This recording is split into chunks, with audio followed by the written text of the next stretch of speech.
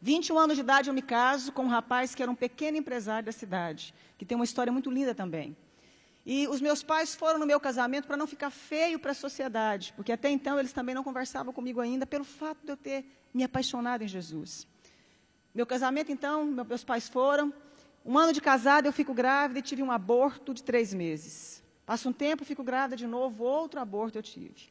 Descobriu que eu tinha falta de progesterona e que não conseguia engravidar, nem segurar gestação alguma sem remédio para engravidar.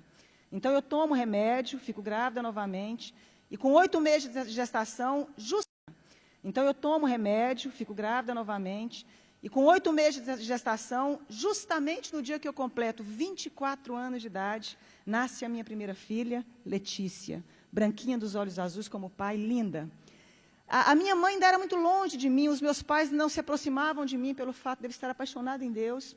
E eu me lembro que a minha mãe, então, foi ao hospital porque era a primeira neta que havia chegado na casa. E neto quebranta muito o coração dos nossos avós, dos pais, né? Mamãe foi no hospital e eu me lembro que eu pensei assim, que coisa boa, que bom que a minha mãe veio aqui agora me ver a netinha, né? E eu lembro que quando a minha mãe chegou, passados uns 10 minutos, pediram a enfermeira me pediu a neném para dar banho na neném e me devolver para me ter alta. A minha mãe, então, sai do quarto, chama a minha mãe, entrega a neném, passa um pouquinho, a minha mãe sai do quarto, chamaram também meu marido, e eu fiquei sozinha. E eu ainda falei assim para Deus, que bom que nada teve que acontecer, porque a minha mãe agora voltou a falar comigo. E ela simplesmente se negava a falar comigo. Eu me lembro que naquele momento, então, entra no meu quarto a chefe da pediatria do Hospital da Mulher em Goiânia. Aquela chefe da pediatria começou a acalentar as minhas mãos como ia me dar alguma notícia. Ela disse, mãezinha, acabou de acontecer uma fatalidade. A sua filha acabou de cair do braço da enfermeira e veio a óbito. Minha primeira filha caiu do braço da enfermeira e veio a óbito. É muito fácil você levar um bebê para casa, mas você levar um caixão é muito difícil, minha querida.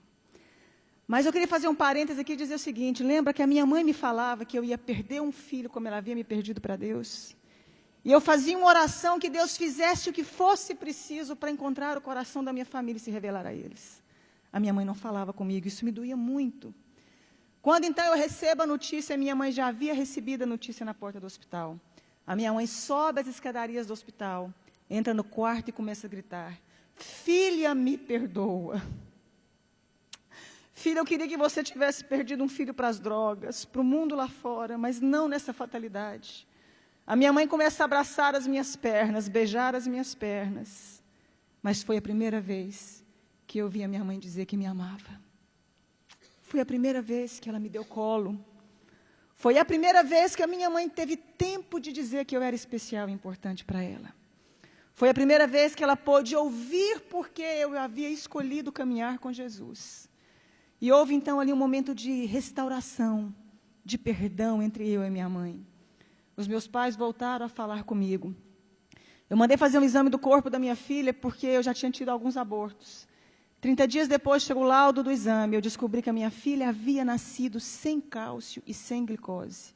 A Letícia jamais iria andar e teria convulsões simultâneas. E a minha médica fala para mim, adota um filho porque você não pode mais ser mãe. Mesmo com os remédios, sua filha veio com problema. E eu disse que eu acreditava num Deus capaz de mudar a nossa vida, a nossa história, a nossa sorte. 1 ano depois, eu dei à luz a uma criança linda, perfeita e sadia, chamada Angélica. Faz 11 anos, mês que vem. 3 anos depois, dei à luz a Annelise, tem 8 anos hoje. Mais 3 anos, dei à luz ao Cirino Júnior.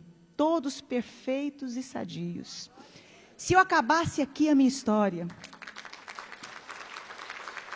você já poderia dizer que esse Deus é maravilhoso. Eu fui impedida de fazer faculdade porque eu apaixonei em Jesus. Eu lembro que eu escutava uma frase muito comum, que eu ia casar com um pé rapado e com Zé Ninguém. Com um homem sem futuro, porque não existiam pessoas prósperas no meio que eu convivia. Me casei com meu esposo, ele era um pequeno empresário de fato. Veio o plano real naquela época, os meus pais perderam tudo.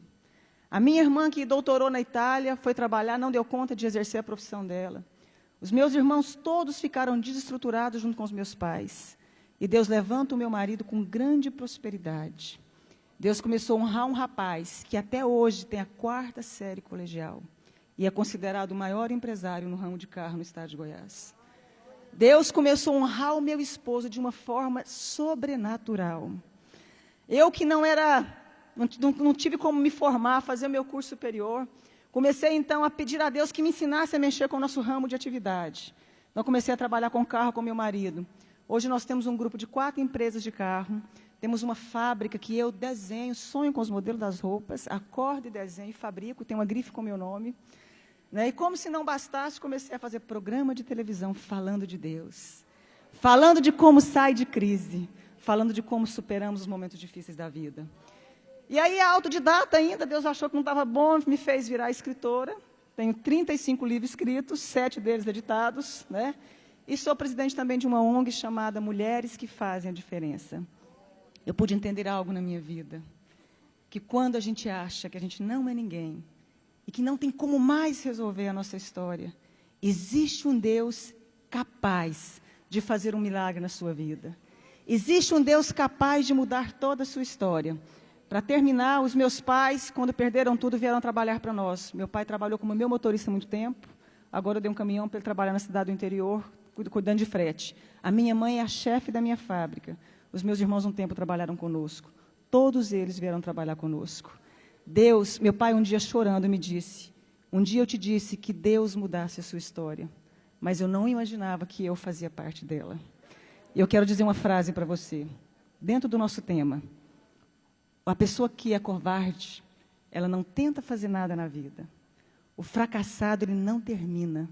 E o vencedor não desiste. Você nasceu para vencer.